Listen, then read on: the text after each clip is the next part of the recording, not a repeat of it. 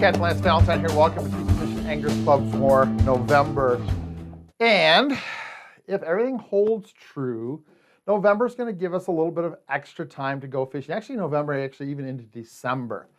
So we haven't had good ice in our part of the world here, the Upper Great Lakes, really until the middle of January for the last couple of years. So we're going to count on having some extra time to go fishing November and December. Now, last month in October, we focused on trophy fall walleye, but we focused really focused on the Great Lakes, big bodies of water, open water trolling, those types of things. But this month, we're going to back up a little bit, because if you're like me, you can count a lot of times that you've packed up the boat, a couple buddies, driven to your favorite Great Lakes spot, and you just can't go fishing because of the weather, or the water's so dirty, or the wind is so bad, whatever the case may be. So we're going to focus this month on inland lake fishing. We all have inland lakes that we fish. You can go to the Michigan DNR website or any website for any of the states that have walleye. Figure out where the walleyes are planted. Some of you know that there are walleyes of natural reproduction in natural lakes. So we're going to focus on that. The ability to take a smaller boat. Maybe you got your big boat put away. Maybe your big boat's an inboard outboard and you've got a small 16, 17 foot outboard that you can get out. So smaller boat, shore anglers. We're going to talk about some shore angling patterns today. We're going to talk about kayak and float tube patterns for fall trophy walleye. And spots that you can go fish when you just can't make that trip to the big water. Maybe you've only got one day to go fishing or the weather's bad. We're going to get you dialed in to fishing inland lakes for trophy fall walleye. Now, last month, we covered a lot of this same stuff. I'm going to show it to you again just because we need to see it again, but I'm not going to spend a lot of time on it because we covered it last month. So if this is something you really got to go back and study, go back to the October. We cover it in more detail. I want to really get into the inland lake part. So why is fall such a big deal for trophy walleye? Fish are hungry. They're getting ready for the tough winter and the spawn season ahead. Walleyes are usually in tight schools and grouped by size. We say this a lot. If you're catching 18, 20, 22-inch walleye, you're probably not going to catch a 7, 8 pounder there. So get out of there if you're looking for big fish. Bait fish populations are getting lower every day. Hungry fish, less bait equals great fishing. That's why fall is such a great time of year to be out fishing. When actually is fall? Now, we're doing this seminar, you're seeing it in November, so we're probably already here. But just in general, I basically break fall down into three temperature ranges. So I'm talking surface temperature on the water. Surface temps around 60 indicate the start of definite movements to fall location. We'll talk about what those movements are in just a second. Once the surface temperatures get to 55 and get below 55, that's the signal that the fall bite is starting to heat up. Fish are ready to go. They're in fall mode. They're eating more often. They're eating more bait every day. It's time to get out there and go fishing. And then once the surface temperatures get down below 50 degrees, like I say a lot of times, call in dead. If you've got a good day, good weather, spend every minute you can on the water because it is time to go to catch those big fish. All right, basic locations. What is this general movement from summer, late summer, post-turnover into fall? What are some general movements? Well, first of all, understand that walleyes, no matter where they live, even in inland lakes, are going to start moving from areas that are flat to areas with steeper drops. So it might just be going around the corner of a point. So maybe one side is a gradual drop off that's been great all summer. The other side is real steep. Those fish are going to just move right around the edge of that point or that hump and just relocate on the same piece of structure, just on the steep side. That's important to know. There's a migration towards inlets, outlets, and the shores that get the most wind. Remember, in fall time, most of our wind is north, northeast, northwest, so southern shorelines get a lot of play this time of year. Coves or bays where you've got water coming in or out. It doesn't have to be a river. It can be where the lake narrows down and goes through a culvert. Thinking of a couple lakes that I fish or small feeder creeks. It doesn't have to be the Detroit River coming into Lake Erie. It can be just small movement. As long as there's water movement in or out, it's a key spot. Bait is absolutely critical this time of year. Know what kind of bait fish live in your lake. Know where it's going to be in the fall, what it needs as fall comes on. That's where your walleyes are going to concentrate because their main focus right now is getting fat. And then where will the walleyes winter? What's the best areas to ambush prey between now and then? Where are the fish in the summer? Where do you catch them ice fishing? What is the straight line navigation between those two and what pieces of structure, what humps, what bumps, what pieces of inside corners, points, what is between where they are, where you catch them in the summer, where you catch them in the winter. Those are going to be key ambush points. That's just a basic rundown of what fall inland lake walleye is. Here's some pictures of some fall inland lake walleye. Some obviously caught in a little bit nicer weather, and we do get some nice weather in November. We do get some days where you can just wear a sweatshirt. Most of the days we're dressed up pretty warm. But these are all inland lake fall walleye. I caught one myself and some friends, some fish up to, there's a 7.5 pounder there, there's a 7 there, you know, a high 6. This is actually from a very, very small inland lake.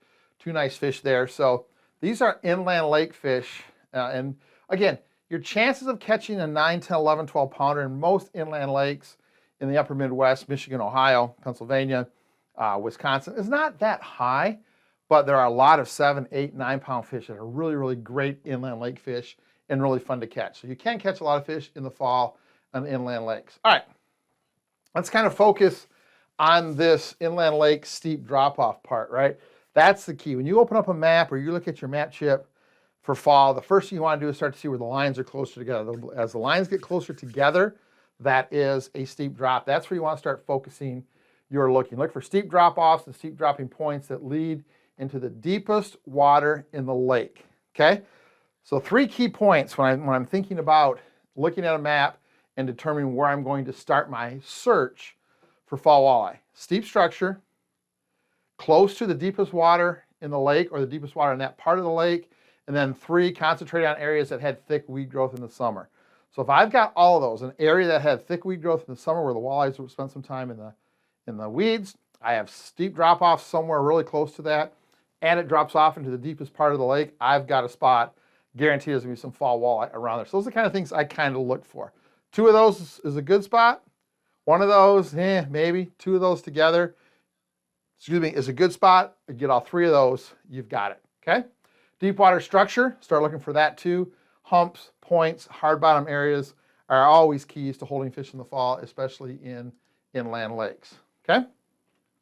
All right, last month, October, we talked about the Great Lakes. There's a few differences between fall walleye in the Great Lakes and inland lakes, okay? So we need to talk about those. The biggest adjustment you need to make is the bait fish options are different. Very rarely do we have a lot of shad, a lot of shiners, a lot of open water bait in inland lakes. We're going to talk about that next slide, what inland lake walleyes feed on. You'll see the shift from big water to inland lakes and why the fish act different places. You need to catch them differently, okay? More weed growth in most cases. You usually get more weed growth in inland lakes than you do on big bodies of water, and that is key because, again, that's where the walleyes are going to spend a lot of their summertime. So if we can find these key structure areas for fall close to where the weeds are, we got a good spot. There's less open water. Even though there is open water, there's not as much of it, which means you can't have as many fish out there because there just isn't enough room. Usually fewer walleye, or obviously fewer walleye in inland lakes than there are in the Great Lakes. We don't have as many walleye, and the pieces of structure are smaller. Whereas on the Great Lakes, we may have a rock pile, let's say 15, 18 feet deep and 30 feet of water. That rock pile may be the size of 4 or 5 houses. And in inland lake, that rock pile may be the size of a car. So where there may be 150 fish on it on the Great Lakes, there's 9 fish on it on an inland lake. So smaller structures, fewer fish, you have to fish more spots to get your bait in front of as many fish as you do on the Great Lakes. But it's just kind of changing your thinking and thinking about smaller spots, less walleye, and moving more often, having to find more good spots, okay? All right, let's talk about this bait fish thing as we adjust from open water of the Great Lakes back to inland lakes. Open water bait, shiners and shad. You do have those in inland lakes, especially in reservoirs. And I treat reservoirs just like I do inland lakes. There are some shad, there are some shiners, but it's not as prevalent. It's very rarely are shiners and shad, open water, soft rayed bait fish, very rarely are they the #1 choice in inland lakes. They almost always are in the Great Lakes, especially open water basin fish. Very rarely are they the first choice in inland lakes. So that open water trolling bite sometimes is not the best option in inland lakes. We're going to talk about that in just a second. Obviously perch, if you have weeds in your lake or you have a good perch lake. It can be a deep rocky lake with no weeds, but if you have a good perch lake, chances are pretty good walleyes are going to definitely be eating on perch. Now here's one that we don't pay attention to a lot on the Great Lakes, but we definitely need to pay attention to in inland lakes, suckers and chubs. Bottom dwellers, gobies, right? bait that spends most of her time on the bottom as opposed to suspended. Can you kind of see our shift now? From open water, we're looking for fish 12, 15, 18 feet down or 40 feet of water. We might find a good spot in inland lakes, and those fish may only be 2 or 3 feet off the bottom, right close to the bottom, because most of our bait now is not up and suspended, it's close to the bottom. Panfish. Guys, if you don't understand how walleyes love to eat bluegills, crappies, white bass, brim, they absolutely love them. And that is a great pattern in the fall. If you have a good deep water crappie spot or a good fall bluegill spot, guarantee you there's walleyes around looking for a nice little panfish meal. All right, two that we're going to talk about these patterns in detail in just a second, but two, I'm going to call them weird inland lake things, bullheads and frogs. Yes, frogs. In the fall time, lakes that have bullheads and lakes that have frogs. We're going to talk about this in detail in just a second. Those two pieces of bait can be huge for fall walleye. Okay, hope I got your attention there. So just understand the bait fish is a little bit different, and the fish are going to act differently because the bait fish options are different. Okay, again, little adjustments in our location. Remember, on the Great Lakes, we're talking mostly open water basin with access to bays or flowing water. The deepest part of the lake, suspended fish. Let's back up, because again, we don't have that much open water bait fish in inland lakes, so our adjustment has to also start to apply to the location part of this. Areas that had green weeds in the summer are a great place to start. Look for fall spots close by. So again, find that flat that you fished all summer that was even too weedy, or maybe you caught largemouth bass on it. Find where that off that flat is a steep drop off towards deep water, preferably the deepest water in the area. I guarantee you guys, there's going to be fall walleye there. Basin areas are smaller, but important. I'm going to show you that in a couple lake maps. There are open water areas. They're smaller than the Great Lakes, but again, if we have the right bait fish, they can be very important.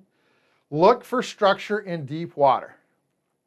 Walleyes would rather be, especially as the fall goes on, they'd rather be on structure in 20, 25, 30, 40 feet of water than on structure in 10, 15, 20 feet of water. So start looking for deep water. The beauty of deep water structure, easy to find on your sonar, easy to see if there's fish on it. You can really start to dial in on where the fish actually are. And then soft bottom. Listen to this. Soft bottom, mucky, nasty, peat, marl, dead, decaying vegetation. Soft bottom bays and coves are key in the fall. And if they have access to, I'm going to call it undeveloped areas, fields, farm fields, rice paddies, cattails, that type of stuff. So if you have a soft bottom bay or a cove and the shore around it is undeveloped and kind of soft and mushy, you've got a great spot. We're going to come back to that in just a second.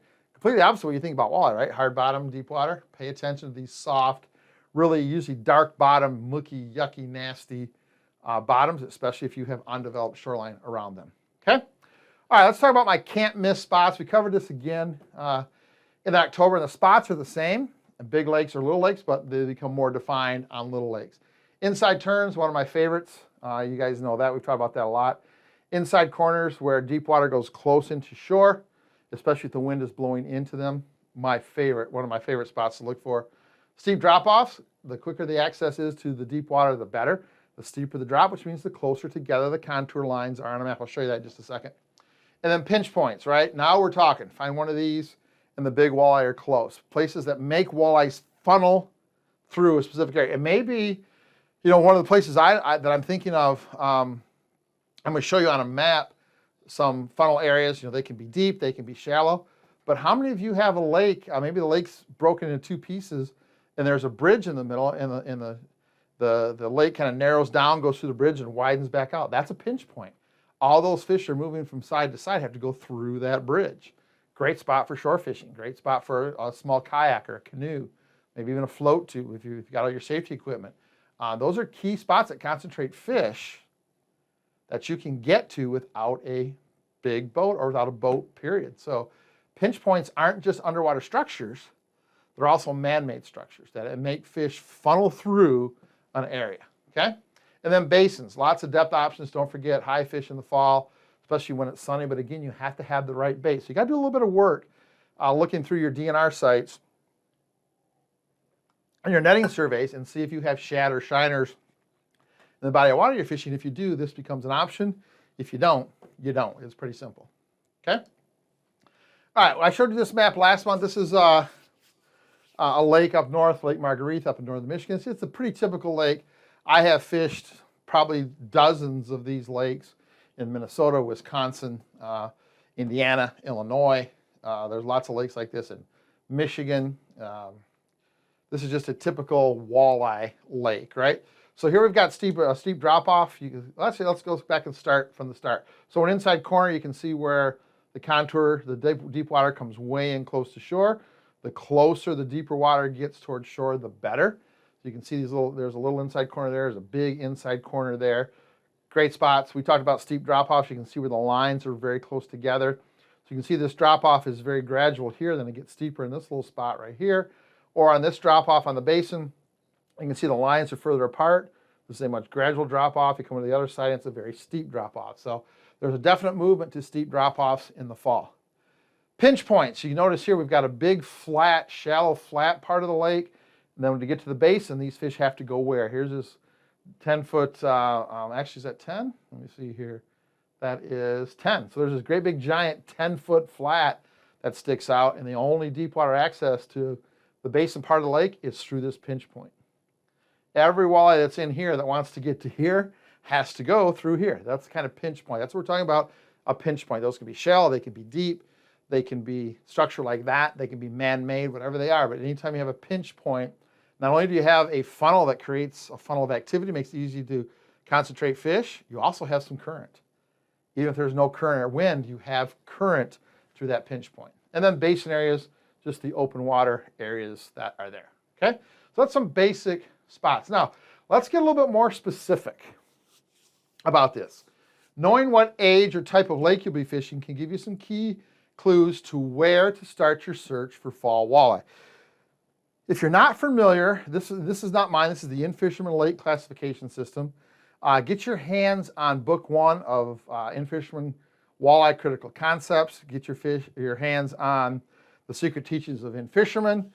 Find a booklet or reference that talks about classifications of lakes, because it's huge understanding what bait fish live in your lake, what options there are for walleye, and probably where the walleye is going to be located throughout the year. So knowing what age or type of your lake you're fishing can give you some key clues on where to get started, okay? So let's do this. Let's start with the most typical inland walleye lake. Call that mesotrophic, kind of middle-aged lake.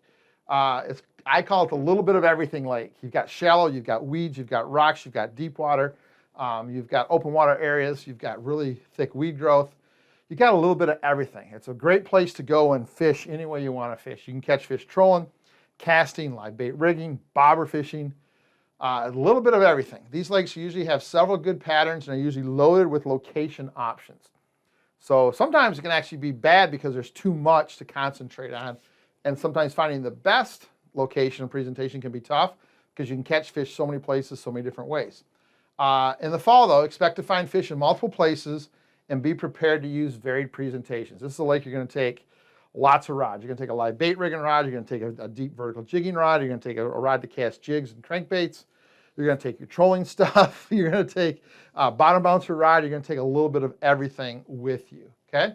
That meso lake, that mesotrophic or middle-aged lake, is the one I showed you. That's a typical walleye lake. Now this is where this is the kind of lake that most of us learned walleye fishing on, or were taught walleye fishing on, because these are the types of lake that the folks that brought us up in walleye fishing, the Lindners, Babe Winkleman, the folks at Fishing Facts magazine, these are the types of lakes that they fished in Illinois, Wisconsin, Minnesota, these mesotrophic lakes. So most of our basic walleye knowledge from the start comes from these types of lakes, okay? So be aware of that. So that's what I call the little bit of everything lake. That's a meso lake, kind of mid-age. There's going to be a little bit of weed growth, but not choking weed growth. There's going to be some deep water structure, but not really deep structure. You got a little bit of everything, okay? Now, there's a second mesotrophic type of lake. I call this the big basin lake. So this is a lake that's mesotrophic in age, because the deepest part's only 30, 40, 50 feet, maybe 60 feet deep, but there's lots of basins. So I call This type of mesotrophic lake, the big basin lake, these lakes usually have deep water bait fish because there is a lot of deep water, so a lot of ciscos or whitefish, and some open water bait, shad or shiner. So that should instantly tell you, that type of bait should instantly tell you open water trolling. Maybe not necessarily the same patterns we use for the Great Lakes, maybe closer to the bottom, middle of the water column as opposed to high, but you do have that trolling option. These lakes fish more like a big Great Lake than an inland lake. Crankbait trolling in the basin area can be very, very effective in fall. And here is a map of a big meso lake. So every place I've circled is what I would call a basin. So this is a big basin mesotrophic lake. There is some shallow water, but you notice that the amount of shallow water structure on this lake, and you can see that most of the shallow water structure is got some kind of weed growth on it. There's a lot less. Let me back up here. So this is a big basin meso lake. You can see all these open water areas. It's a lot less shallow water and a lot more open water than our little bit of everything lake. Does that make sense? So even though these are the same age, you have more options here that can be good. Whereas on this big basin lake, all your fish, most of your fall walleye are going to be basin related. Now they may be on structure, but they're going to be mostly basin related. You see, you don't have very, very steep drop-offs. It's just these big bowls across the lake. And that's good if you're a Great Lakes fisherman. Now the problem is, a lot of these lakes, this lake is only 900 acres. So even though there's a lot of basin, it's not a big basin. You can't troll for 1.5 miles because you're going to run into shallow water at some point. So your trolling passes have to be tighter, your boards have to be closer, your turns have to be quicker, but you can take your open water Great Lakes ideas to a big basin meso lake and catch a lot of fish. And here's the thing, these lakes are almost never fished intelligently by walleye guys. It's a great lake for huge panfish. They're great smallmouth fishing lakes. They're pretty good. If you got this much shallow cover, they're pretty good largemouth lakes. But the walleye fishing is really ignored, underutilized. You'll have some bass guys catch some fish in the summer by accident, by throwing spinner baits up in the weeds or wherever the case may be. But they're really not fished that hard or that intelligently by walleye guys. So if you have a lake like this by your house, go fish it in the fall. I guarantee you're going to be one of the few guys out there walleye fishing. And I guarantee you'll be one of the few guys out there walleye fishing it right. Okay? All right, next is what we call a eutrophic lake or a old lake. This is what I call the weed walleye lake. These are these lakes that a lot of us have. It's where I learned to grow up. Excuse me, it's where I grew up learning how to walleye fish, Lake Nipissing and Lapeer here. But there are lots of these lakes spread out across the walleye world, right? And if not lakes like this, there are parts of lakes or bays like this. Remember that first meso lake I showed you, the everything lake? That one part, that shallow part, is a weed bay. It's a weed part of the lake, and then there's those pinch points, and it goes into the basin part. So that other lake, remember we said it has a little bit of everything? That's why, because you have this type of lake in one end, and then the other end is the other one we just showed you. So you have a mix of both. But a eutrophic lake, I call the weed walleye lake my least favorite option for walleye in the fall. Great option in the spring, great option in the summer. It's my least favorite in the fall. Usually don't have open water bait, so there is no trolling bite. So structure close to weedy flats are the best. So we're going to get weird for the first time tonight. Even though this is not one of my favorites for fall walleye, it can be exceptional for the bullhead and frog bite due to all the low area around the lake. These lakes usually have some undeveloped, uninhabited swampland or farmland or fields around them with these soft, mucky, nasty bays. That can be one of the best places for fall walleye. The lake itself is not my favorite type. I will fish it if I have to. I'm going to expect to try to find some small pieces of structure off the edge of deep weeds where it's very steep. Don't expect to find a lot of walleye in the fall. You know, go out to one of these lakes, 2 or 3 fish a day is a good day. There are a lot of walleyes in there usually. They're usually planted, but it's just not a good fall lake, my experience. Maybe I'm missing something. Maybe you guys know something I don't know about these lakes, but it's not my first choice for fall walleye unless I want to go fish the frog and the bullhead bite in these shallow, mucky bays, or if I only have a canoe, or maybe I have a float tube, or maybe I got access to these spots from shore, I have a kayak, then it would be one of my favorites because it's probably not going to get any fishing at all in the fall. These are usually smaller lakes, lots of weeds. They're usually inhabited by non-fishing residents. So you can have this lake all to yourself. We're going to talk about this frog bite here in just a second. Okay, and this is just a lake map. So deepest water is a little over 25 feet, 5-foot hump in the middle, 5-foot hump over here. This is all weed growth, and actually it's a lot heavier weed growth.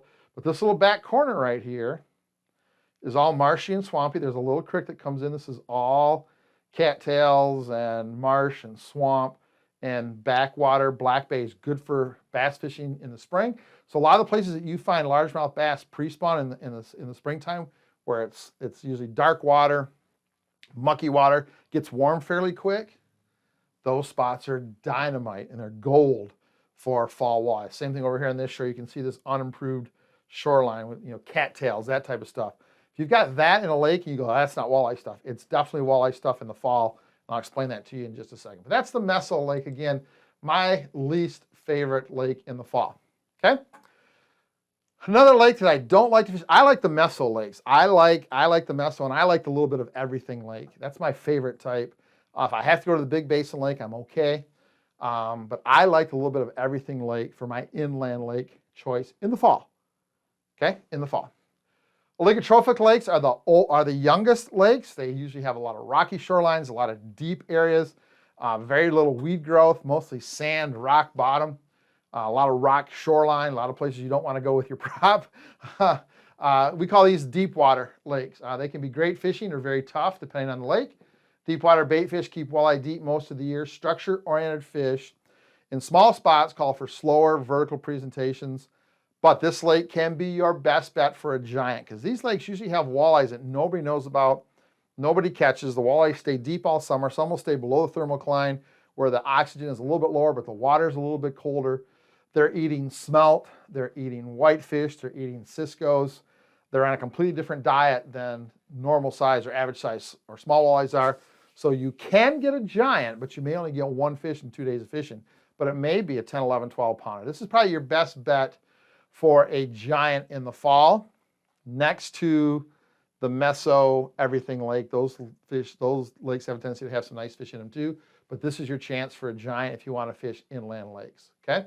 They can be tough because there's very little structure. Now this map is kind of hard to see, but if you live where I live in northern Michigan, you guys can look it up. Higgins Lake, believe it or not, has a remnant population of walleye that actually have migrated from the lake to the south. If you live in northern Michigan, you know about Houghton Lake, which is a eutrophic lake, perfectly shallow, weedy, nasty, ugly, but these fish have come through the Cut River. There are some walleyes, and there are 1 or 2 big walleyes, and I'm talking 11, 12, 13-pound walleyes caught every year in Higgins Lake, but there's hardly any weed growth.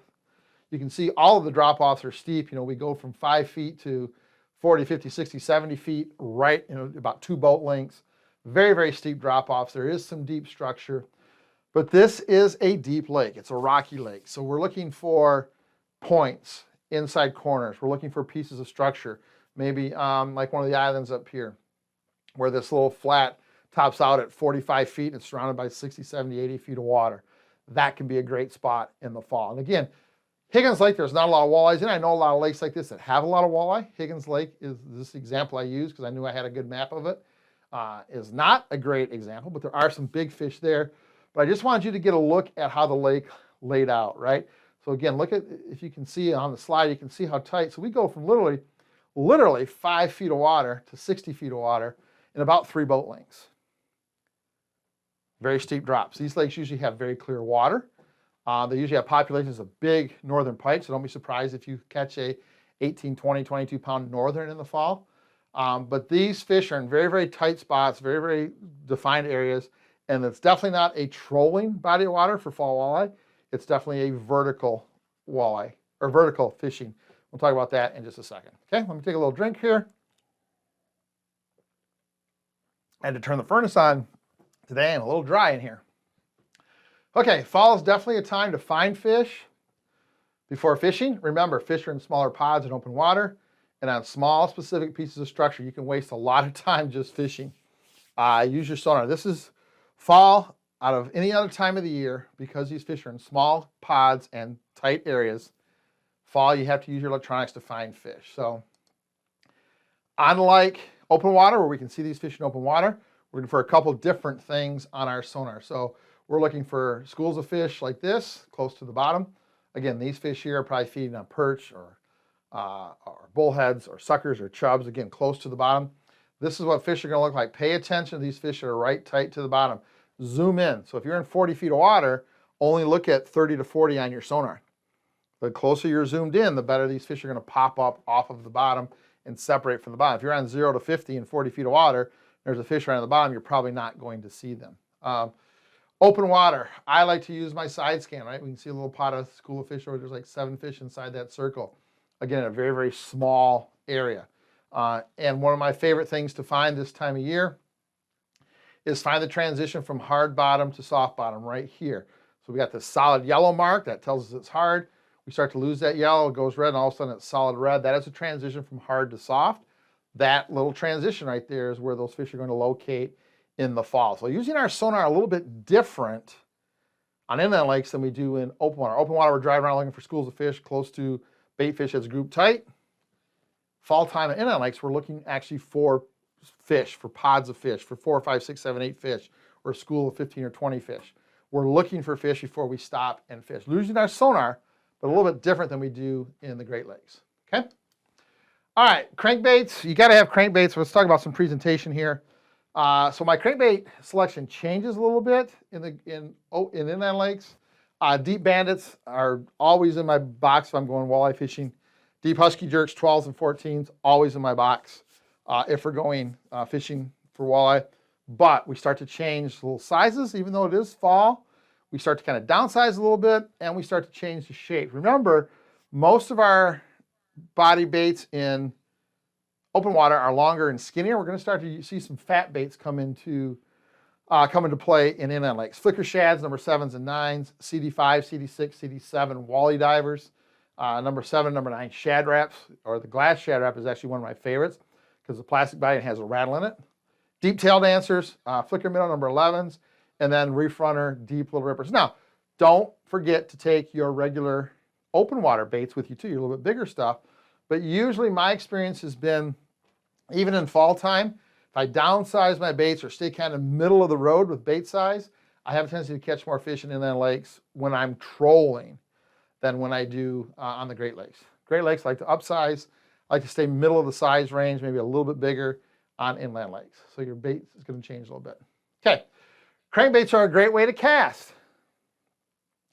A lot of these lakes are going to have shallow structures or tops of points that drop off, and these fish will come up, especially at nighttime. Listen, what I'm going to tell you, I don't do a lot of night fishing, but if you like to night fish, or you have to fish from shore, or a small boat, or a kayak, or a canoe, and you can't get out to the middle of the lake, find these key spots close to shore and fish them at night by casting crankbaits. Great way to catch them.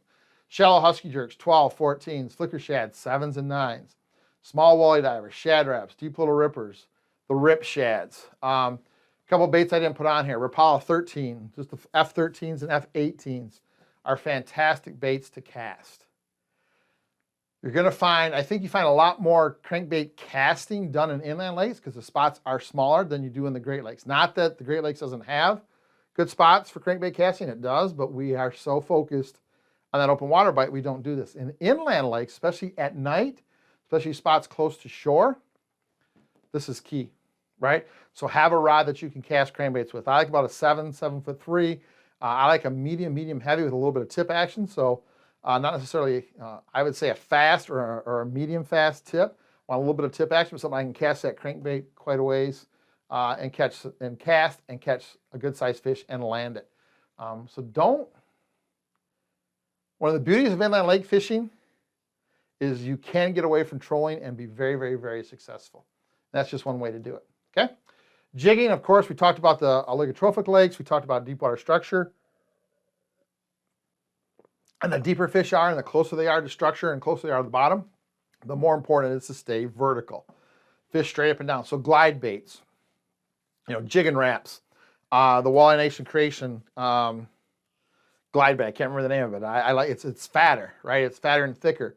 So we talk about action all the time, right? So you take a shiver minnow or a jig and wrap and it's skinny and you pick it up and it slides down. You pick it up and it darts down. The Walleye Nation Creation Glide Bait, and I can't remember the name of it, I'm upset, but made by Walleye Nation's Creations. It's fatter and wider. It's wider on the side and wider on the belly. So instead of going up and then sliding down like the skinny ones, like the Shiver Minnow or the Jigging Rat, this one goes up and takes longer to come down. It actually glides longer, so you get a different fall. It stays above the fish a little bit longer. So I have a couple different shapes, sizes, and actions of glide baits. The Puppet Minnow from Northland Tackle. Have 3 or 4 different ones in your box and experiment with different actions. Jigging spoons, Hopkins spoons, PK spoons, little Cleos even this time of year, right? Something that you can fish, cast, and snap back and have a wiggle as it drops back. Jigging spoons are one of the keys this time of year. Jigs and swim baits, right? Check out the swim bait head from our good friend Roy Miller at Fat Boy Jigs. He's got a beautiful swim bait jig. Put on a big piece of plastic, a paddle tail, a shad tail. Put on a nice big piece of plastic, cast it to the bottom, and snap it. You can also take those jigs and swim baits and put them back up in our casting. So instead of casting crankbaits, you can actually cast jigs on swim baits, or jigs and swim baits, and get them to work. And then one of the things that we don't talk about a lot in open water, but we definitely talk about in inland lakes, jigs, and live minnows. And I don't mean walleye minnows, I mean minnows.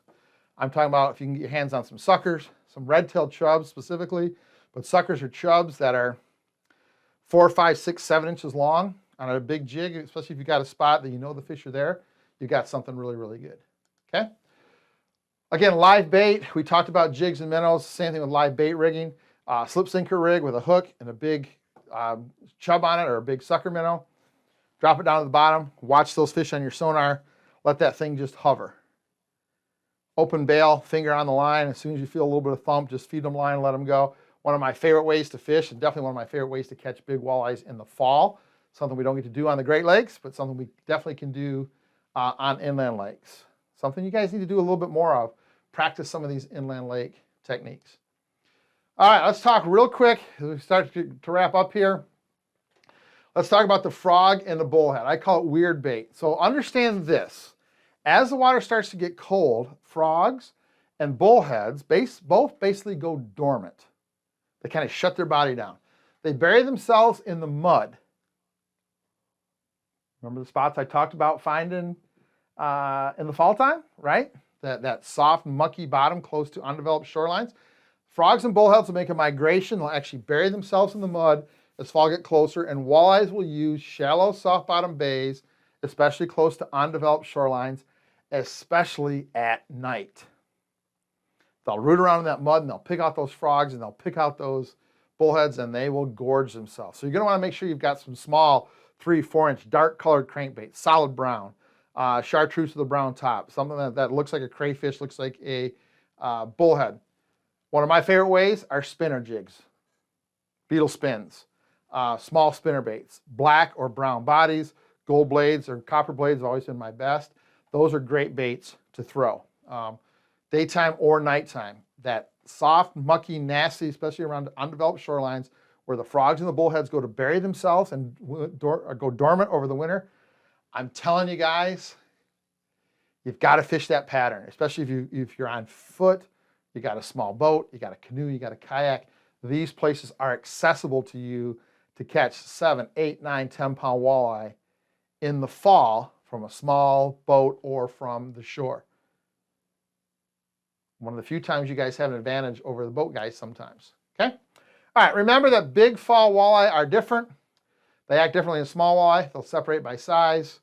And if you want a trophy, don't keep fishing where you are catching average size fish as we start to wrap up here, okay? A couple adjustments I make, and these adjustments are the same. Whoop, let me get back here. On big water or little water, rattles. Make sure your crankbaits, a lot of your crankbait options should have rattles in them, make some noise. One big rattle, that low frequency noise is important. I think it's very important in the fall. Scents are a definite positive for fall walleye. Remember, the colder it gets, the more important scents are. And lure size and shape is an important factor for triggering big fish. Err on the big side or too big, even though we start. So we talk about this is still true, even though our inland lake baits may start at 3, 3.5, 4 inches and go to 6, whereas our open water baits may start at 5 or 6 and go to 9. we're going to start with a little bit smaller bait, but always err on the too big side as opposed to the too small side. Does that make sense? So we might go a little bit bigger, but our start is going to be smaller. So a little bit bigger is okay. We're on the Great Lakes. We start here, and a little bit bigger is okay. So we want to start a little bit smaller on inland lakes, but it's okay to be a little bit too big. All right? I love this. This is one of my favorite subjects. All right, pre-fishing homework. We talked about this last month. Get busy now to be ready for the fall. Now, obviously, fall's already here. You should have this done. Or maybe we gave you some eye-opening points for some inland lakes that are local. Start this now. Organize your fall waypoints. If you've been to the lake before, gather your fall fishing records. Most of you probably don't have any yet for inland lakes, so start that process. Biggest thing, grab a lake map and start planning out your fall fishing. What kind of bait's in the lake, where is it going to be, and what are my best options? Where's the closest access to deep water, the steepest drop, pinch point, inside corner, close to that basin. That's where you're going to catch your fish. Okay?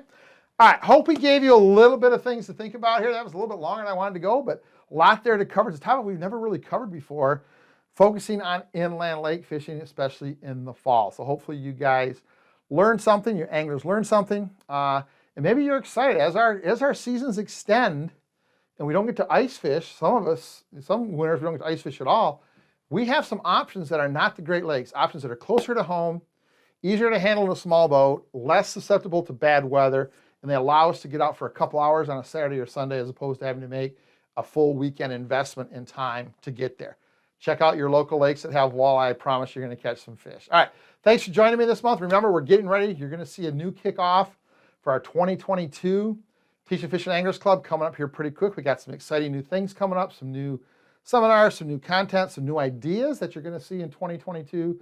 So we're excited about that. You should see that fairly quick here on the Teaching Fishing Anglers Club. We have 5 weeks in November this year. So remember, our live Q&A is always the last week or the last Tuesday of the month. So a little bit different schedule this week. Remember, our live Q&A is always the last Tuesday of the month.